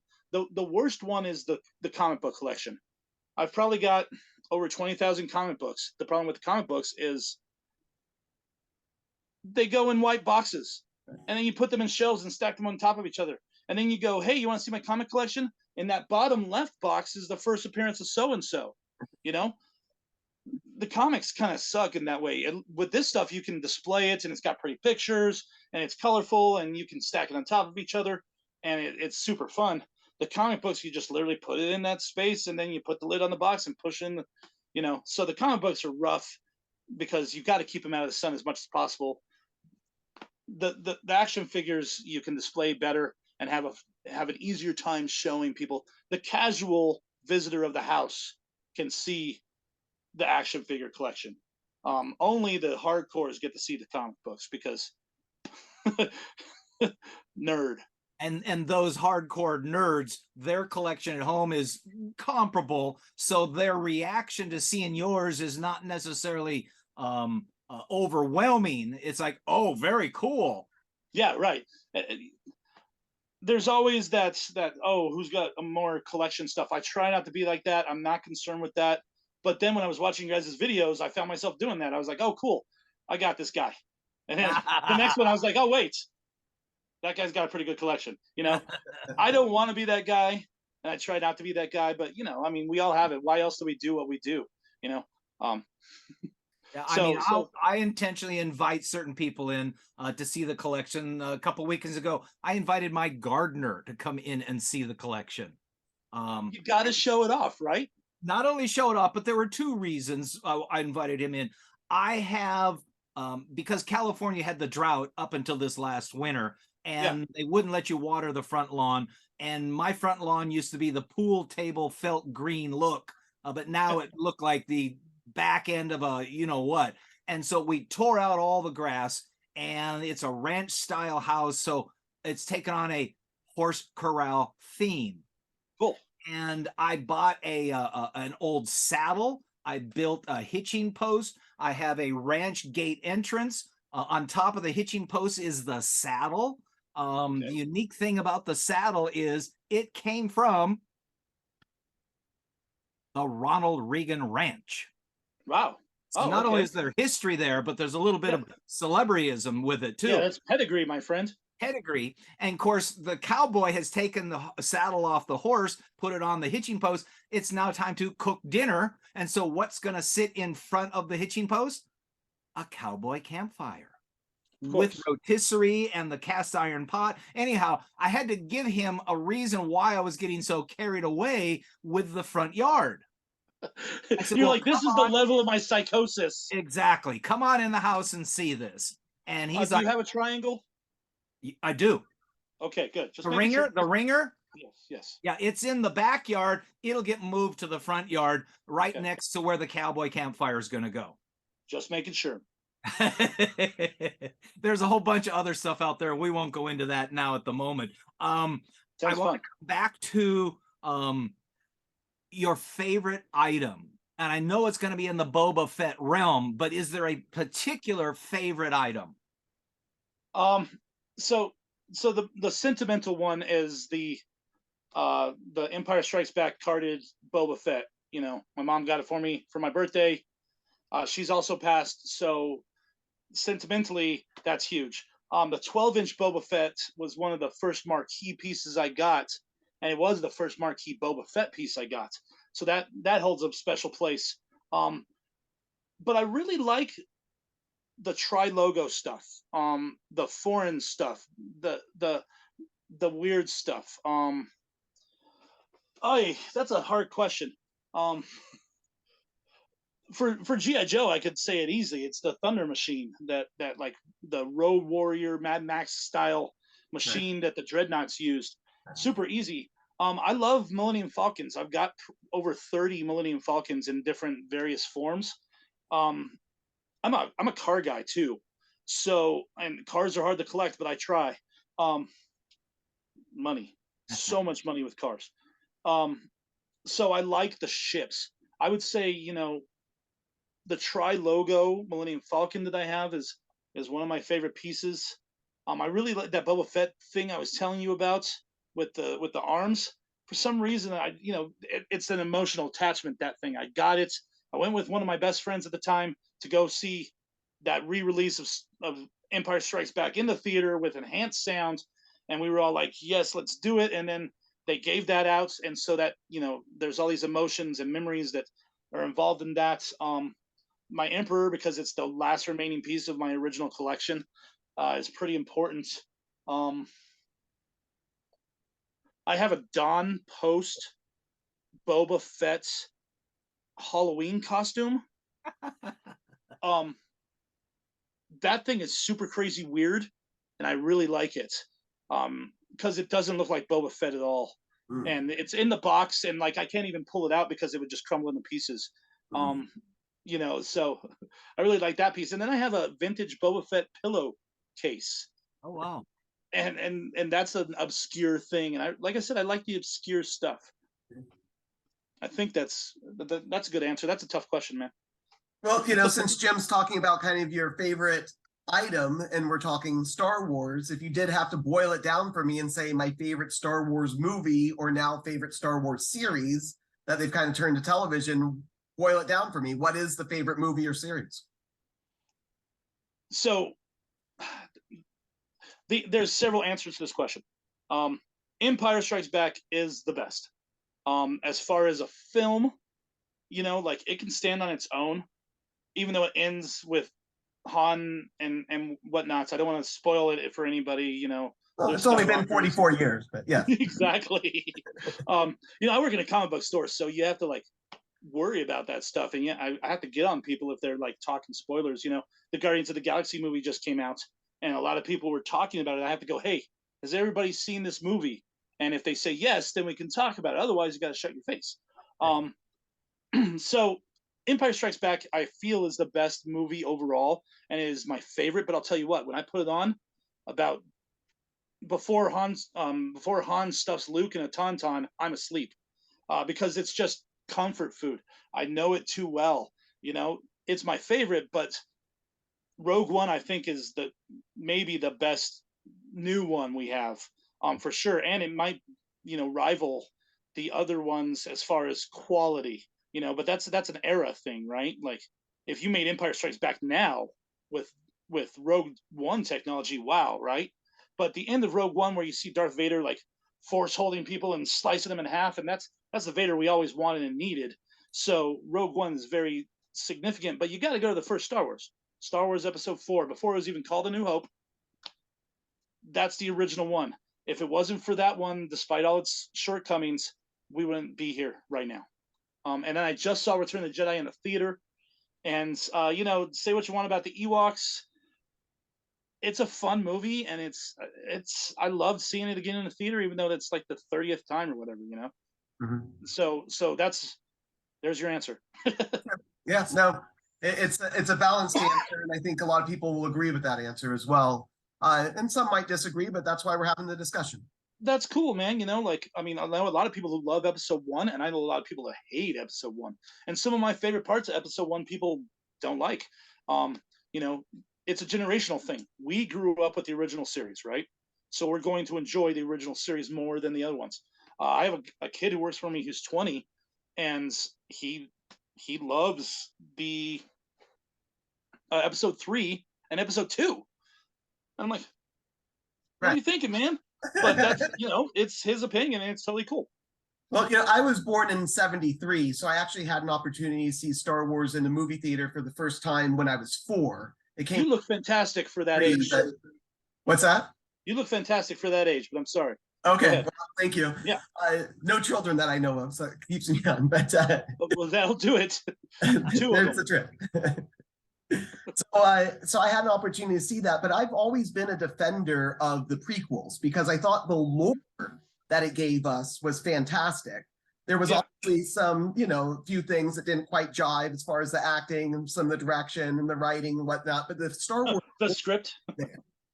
But I know many people now that, I mean, that was their first introduction to Star Wars, and they'll defend the prequels for their entire lives, you know, not a problem. Absolutely. I'll say this too. The last trilogy made the prequels so much better. Yeah. You know, a lot of people will say, oh man, at least, you know, at least the prequels weren't this bad. And I don't want to, you know, talk too poorly about the last 3. There, like I said, there's some great stuff. in those movies, but it definitely made us go, okay, George Lucas was doing good things with these films, even if we didn't like them when they came out. You know, like I said, I don't like episode 2. It's almost unwatchable for me. I have to literally fast forward to some of Anakin's parts just because it's a little rapey and like he's such a whiny dude. I'm like, whoa, man, like calm down. Padme said no. But then you see Yoda fight with his lightsaber against Dooku, and you're like, that's cool and that's fun. And Genosha, I mean, I don't know. There's a lot of good stuff. The battle between Jango Fett and Obi-Wan is one of the best scenes Star Wars has to offer For sure. in Camino. Yeah, and So- it was kind of like more of a hand-to-hand combat, and we had never really Yes. seen that from Star Wars before. And here's the thing, and I'll explain the Boba Fett thing here. People nowadays don't understand why some of us are so into Boba Fett, and nowadays is actually kind of like a bad thing to be as like a Boba Fett geek. Before we got even that scene, there was this stigma with Boba Fett. He's the most feared bounty hunter in the galaxy. He's got this cool armor with a whip chain and a flamethrower and a rifle and a rocket pack, and he can fly, and you're just like razor blades and knives in his pants. You're just like, this dude can do it. And the lore was that they are a race of humanoids who can battle and defeat Jedi, the only ones. That was the lore, right? So when you see Jango Fett take on Obi-Wan in that scene, and you see the hand-to-hand combat and how he fights the Force and the lightsabers, you're like, this is Mandalorian. This is exactly what I wanted. And then it got all messed up. But that's what makes that scene so cool, is that fit the lore of what Boba Fett was supposed to be. And then I love the Mandalorian show, do not get me wrong, but that's Boba Fett's story. Right. We should be getting Boba Fett instead of the Mandalorian in that show. But there's nothing we can do about it now, But to people who don't understand the Boba Fett thing, is that Boba Fett's supposed to be the Mandalorian. When you watch the Mandalorian, it should be Boba Fett, or like that's what we wanted our Boba Fett to be, because we never really got it. He dies immediately in the second movie he's in, So we didn't get to see all that stuff, and we kind of still haven't. We've seen it with the Mandalorian instead. Well, yeah, you're exactly right. The original script for The Mandalorian was essentially the Boba Fett movie. And then when everything kind of switched and they said, well, let's make it into TV shows, and different creatives came in, they said, well, let's not just give him Boba Fett. Let's give him the Mandalorian. We can create a new character, new story with it. But basically, essentially, that is the Boba Fett movie script. Right. And he completely stole Boba Fett's thunder. But the show is great. I even like this season. In fact, I love this season. Because of all the Mandalorian we got, we got to see dozens of Mandalorians be awesome instead of just Boba Fett or just Mandalorian, and I don't have Grogu fatigue yet. I mean, I think they used him in sparingly. I thought it was done very well. He does a flip to over by Jack Black or whatever every once in a while, and I thought it was cool. People seem to forget why we like these things. They're fun, they're interesting, we can meet new people. Yeah, there was always some unknowns in all these movies, but there was also Billy D. Williams. He wasn't an unknown. That dude was famous before he was Lando Calrissian. So we were forgetting as fans all these cool things about why we love Star Wars, and I see it every day in the shop. And so I will get on my soapbox and have this conversation with people all the time. So as I move forward to our final few questions, I just want to depart for just a quick second. And Rogue One, which is a movie that I really, really enjoyed. What did you think, though, of its prequel, Andor? Andor?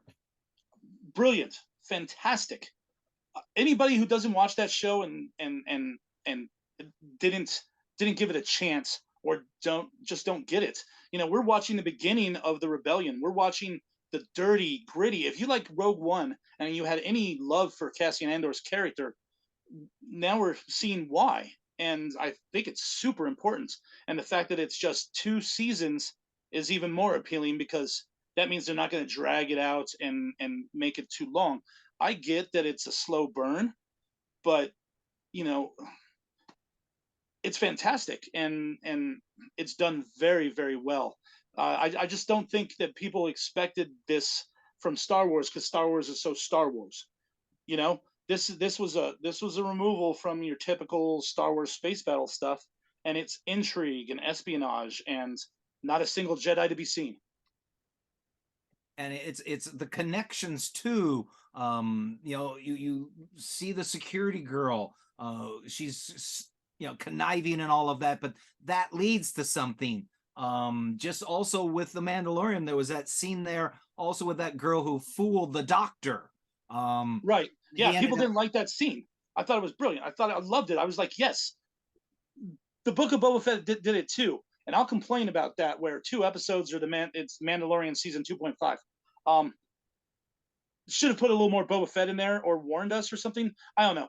But I think they learned their lesson by just putting some of one episode of that, but it's still building. We're building a universe. We're adding, I have a Lego Death Star, and now it's Death Star 2, so it's only 2/3 built. I'm adding Lego pieces to make a full Death Star, and that's what these shows and these offset movies are all about. I love it. I think it's brilliant. I think I know the answer to this next question, and that is, who is your favorite character? It's not Boba Fett. It's Luke Skywalker. Oh, okay, you fooled me then. It's Boba Fett, but when I was growing up, though, it wasn't Boba Fett. Okay. It was Luke Skywalker, because my middle name was Luke. I'm a sucker for the hero. I like the aesthetic of the Sith and the dark, and I like dark stuff, but I'm a good guy, and I believe in the hero story, and I love Luke Skywalker. Boba Fett's my favorite character to collect, and he's the coolest, but Luke is the hero, and so Luke's my favorite dude. Darth Vader rules, though. I love Yoda. I mean, we could deep dive into all that too. Ayla Secura. I love that not Sith. Now I'm forgetting her name. Bald. Asajj Ventress. My truck is named Asajj Ventress. Like, I love that character, but they use her sparingly, and that's kind of one of the things I love about her. Like Boba Fett, they used him sparingly. There was the mystique, the lore, the mystery of him, and that's really what drew me to Boba Fett. But Luke Skywalker is the answer. And when you say your truck is named after her, the personalized license plate or the names on the side of the vehicle? I call it that. Oh, okay. Yeah. I was going to ask, how did you get that name on a personalized license plate? And do people figure it would it just out? be Asajj if I was going to do the license plates. Okay. My first truck was all black, and its name was Darth Vader. Okay. And it had a Darth Vader sticker that you couldn't see because it was a black sticker on a black window with a black seat. So it was like incognito, and it was it's a trap. And so then when I replaced that truck with this truck, it couldn't be called Darth Vader, even though it's just a better version of the same truck. So I went with, a not Sith, like Dark Jedi, Asajj Ventress, who just I really loved her in that Clone Wars, the 5 minutes interlude episodes they did before the actual computer animated one. I just thought she was the coolest character. Her and Dirge were just awesome. Dirge is like a thing of snakes, like under the armor, is just cool. And so I just loved her, and like her whole take on, I'm a Sith, but she's not, but she's still super powerful like that. I just really liked her. And so I was like, yeah, because most cars are named after women, which is, my dad kind of instilled that in me, because his Nova was named Bessie. My Nova is Bessie too. So Nellie and Betty and right. Christine, you name your car after women. So I went with Asajj Ventress for my truck. And I now have a Cadillac, and its name is the Losack or Caddy Sack, after my last name. If you had the ability to be any character you wanted in any one of the Star Wars movies or TV shows, which character would you like to be? Well, I don't know. R2-D2. That's interesting. fair. Why? Because he's in every episode. That's the answer. He's in every episode. Yeah, him and C-3PO are the ones who are in every single all of it. R2 has seen it all. And, you know, he's got a little bit of an attitude. He's pretty capable little droid. You know, he's saved the day more than once. He's also a hero. And he's a robot, but somehow he knows to do good, to be good. And I really respect that out of a droid. That's what I look for in my droids. Interesting answer. I love Chopper. I love K2SO. I love R2D2. Very cool. My final question, and this may also come from a shop owner point of view as well. Yeah. What advice would you pass on to either future or current collectors? That's pretty easy, honestly. Collect what you love. You know, I see hundreds of different kinds of collectors every week, right? And some are there to flip. You know, they're like, oh, I'm gonna buy this because I know I can make like $40 on it through this other person or whatever. You know, maybe you collect it because your parents did it. I had a woman who came in earlier this week, and she wanted to finish her father's collection who had passed away. So she came in looking for specific things. You know, I thought that was fantastic. You know, To carry on the collection as opposed to get rid of it. Right, exactly. And I see that all the time too. People come in, they're like, my Dead L is crap. I don't know what to do with it. Take it off my hands and maybe give me some money for it, you know? So there's a ton of different type of collecting. Do what you want to do. Collect what you want to collect. And, you know, I know a lot of people who buy stuff in obsessive amounts, and then I'll see them in a few months. They sell me all that stuff back, and then they're obsessed with something else. It was Star Wars yesterday. Now it's He-Man's Revelations, and now Teenage Mutant Ninja Turtles. I'm talking about a specific guy here, but there's many guys like that out there who just they go ham, all in, get as much as they can, and then they're like, okay, I did it. Now what? And that's the type of collector they are. When you're collecting your stuff, just enjoy what you're doing because that's why you're doing it. Very good. Very good. Very good.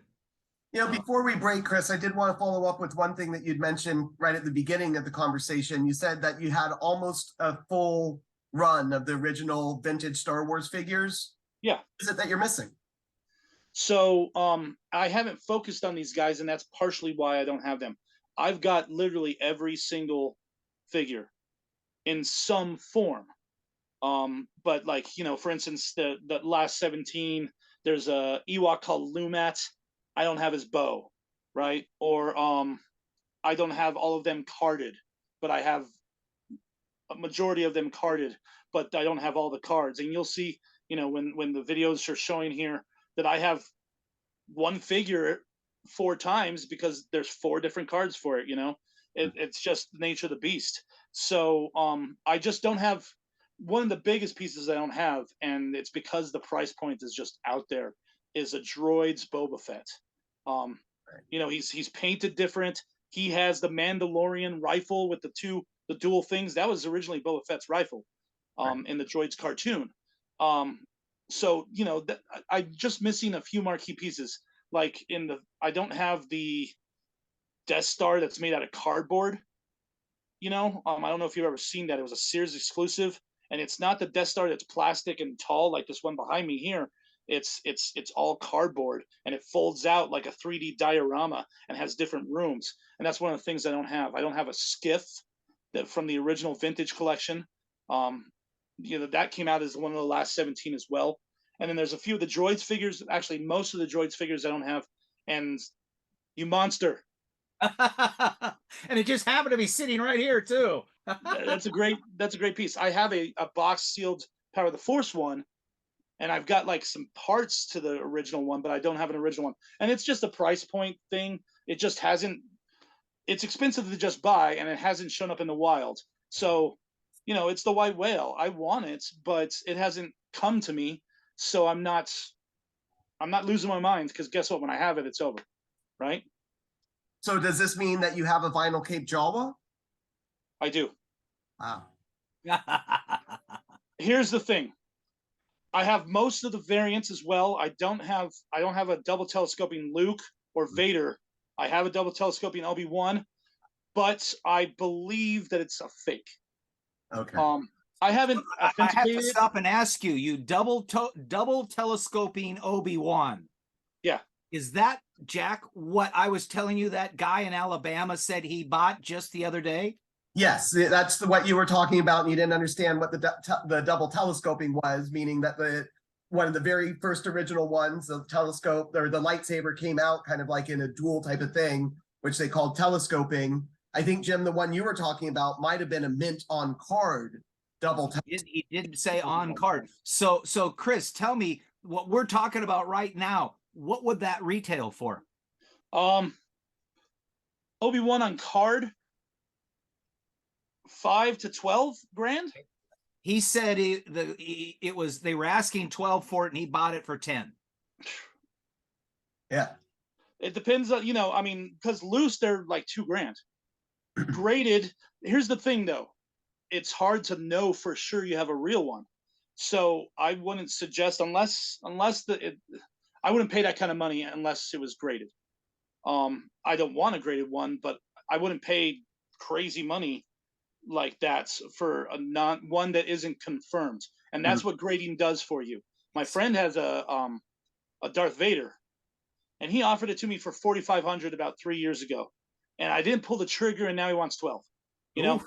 Because that's what it's worth now. It's graded 7.5, but that means that it is a double telescoping Darth Vader, and that's the difference. My Jawa is the same thing, where it was in a kid's collection who was an adult now getting rid of his collection. So it doesn't seem to me that he would have a fake in his collection, because there's no reason for him to have a fake in his collection, right? It doesn't match all of the American versions, so there's speculation as to whether it is. But the Australian version, it might be. The Australian version, the cape is different on the interior. So the American ones have like a checkered pattern inside of it, and it's a different color. But the Australian versions are darker, and they don't have that checkered pattern. Also, a telltale sign is the armholes. If it's fake, it's because they took one off of a Obi-Wan Kenobi, right, cut it, and put him on here. So the arms are real loose, and usually they cut it wrong. It's too short or it's too long. Right. This one matches the length, and it matches the armholes, but the color's too dark, and it doesn't have the checkered pattern. It does have the close eyes. So it's good enough for me right now. Yeah. That sounds good. It's not my centerpiece. It's not the one that I brag about, because it may not be real. But it's one of 2 pieces in my collection that are potentially have fake anything on it, and that's the Obi-Wan telescoping and the Jawa vinyl cape, because I don't know for certain. I'm pretty positive the Obi-Wan's fake, but I mean the figure's real. It's just the double telescoping isn't real. Okay. I think it's cool anyways, and I'm not gonna try and hey, you want to buy a double telescoping Obi-Wan Kenobi? Only I'll do it $2 grand. I'll make you a deal. Because it's fake. I don't know. Until I grade it, I won't know, and I don't care enough to get it graded. So before we wrap things up, 2 things. One, thank you very, very much for participating. I learned a lot tonight, and I think a lot of viewers are going to see some very interesting insight here as well. But please, let's have a plug for the comic book store. All right. So Albuquerque, New Mexico, in the historic Nob Hill on Route 66. It's called Central in Albuquerque, but it's the Route 66, the original Route 66. There's a comic book, action figure, collectible, vinyl record store called Astro Zombies. We are about to reach our 24th year. It has been voted the best comic books toy store in Albuquerque, 20 years straight or something. It didn't get toy store last year, but it's gotten comic book store every time, and we're getting close to getting best record store. We get second all the time, so we work pretty hard. It's a fantastic experience. It's mind blowing to walk in there, because it's floor to ceiling stuff, and I've got something for your 98-year-old grandma and your 2-year-old kid, within reason. I'm trying to cater to everybody, but keep it very specific. And we have a lot of horror stuff, the McFarlane action figures, all the movie Maniac stuff. NECA makes a ton of great horror figures nowadays. Plus 3-0 and Hot Toys have full scale horror stuff. So I have a lot of horror stuff. We're kind of a horror town. So this comic book shop I've loved it since go. I won the very first contest. The very first contest was I don't know if you remember the 12-inch Darth Mauls from episode 1. At first were impossible to find. You just couldn't find them. He had found one. I knew you had one, but he couldn't. Nobody could find one. He had one, and his first giveaway was to win one. I won it. Wow. And in fact, I'll have that picture for you guys to show on the thing. So that's the electronic one that came out later. One. Right. Yeah, The I have 12 that one was more too, which kinda is straight amazing. up and Right down. there. Yeah. The original one was like the collector's series, but it had an open box. Yeah. Right. It was a 12-inch one. You'll see it. Don't worry. Because I kept it, even though I have a perfect one now. Because this one, the box was a little crushed. I kept it and it's one of my favorite pieces. Because guess what? I won that thing. And so Astro Zombies. We have Astro Zombies NM on Instagram, Astro Zombies NM on Facebook. There's also a Astro Zombies Facebook. And then I'm starting the TikTok now because now that it's mine, I got to keep up with the times.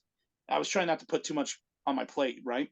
Well, now I'm the owner, so I'm putting too much on my plate. So we'll have a TikTok as well, which will be Astro Zombies as well for all your social media needs. Come in. We're open 11 to 6 Monday through Saturday, and then noon to 5 on Sundays. And then last but not least, we have something called the Ceiling of Fame. Because we are a tourist location and there's a lot of filming going on in New Mexico, I get famous people all the time coming in there.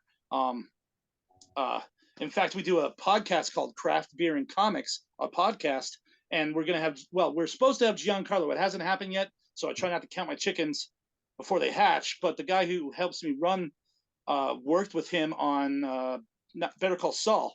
And so he promised he would come on. So hopefully that happens because he's a super good dude. And so I really love to have him on the podcast. But yeah, there's a Ceiling of Fame where famous people from Josh Brolin and Samuel Jackson to Marky Ramone and Doyle from the Misfits and Steve Caballero, Finn Wolfhard, Ed Harris. I mean, I could go on. The ceiling is covered. Alice Cooper, KRS-One. Alice Cooper. Yeah, he was so nice. That guy's amazing. He was like 77 climbing a ladder because the ceiling's high. Climbing a ladder, getting up there and signing the ceiling. It's a lot of fun. There's a ton of great art. It's well, great. The next time I'm in Albuquerque, New Mexico, I'll make it a point to stop in there. But for those of us who don't have the ability to stop in Albuquerque, what's the website? So it's astrozombies.com. It's largely hasn't been, it's just a digital calling card, but I got the rights to the website today, literally today. And so now that changes. It just depends on how much time I have to make that better. It's hard to keep up a website with collectible, like selling things while you're also running a brick and mortar at the same time. So that's why it kind of fell to the wayside, but I'm probably just going to hire somebody or do it myself. Say that might not be a bad idea. I want to for sure. But like I said, the Instagram's got all the stuff we get on a daily basis. I do at least 3 posts and you'll see, and just send me a direct message. Hey, how much for that? Today we got a Germs. The Germs, it's a punk rock band from LA. We got an original first record, 12-inch of that. I've had like 4 people I posted on there. 4 people have called me asking about already. That's how I get the word out that we have the stuff. So the Astro Zombies NM Instagram, follow that and you'll get, Fantastic. Well, again, thank you very much. It's been a huge wonderful pleasure. Little conversation. I've been honored to be on it, and I was super excited to do this. So thank you. Thank you, Chris. And Jim, Albuquerque is not that long of a flight from LA. If you ever want to go, we could go out there, check out the store, meet Chris in person. And if we happen to go around Halloween, we might even get a haunted house as well. Woo! Yeah. Oh man, you guys, VIP, get down here. Who knows? That could be our first live, not live, but in person. Interview. On location. I'm yes, interested. Absolutely. Well, before we break, I just want to remind everyone out there in YouTube to go ahead and comment on this video. If you have any questions or comments for Chris, Jim, or I, use the comments down below. We'll look at those and obviously answer everything. go ahead and like the video. If you've made it this far in the video, obviously there's something that you like about this. So go ahead and like. Right. And remember to subscribe to the channel as well. That's the best way that we can help grow this channel and get out there so we can get all the information out there to everybody in the YouTube world. So subscribe, like, comment, basically do all the little things that they ask you to do on YouTube. But for now, I'm Jack. I'm Jim. I'm Chris. And for Chris, thank you very much. I always like to end, Chris, may the force be with you. And also with you. I mean, always. Always, yes. Thank you very much. Great conversation, guys.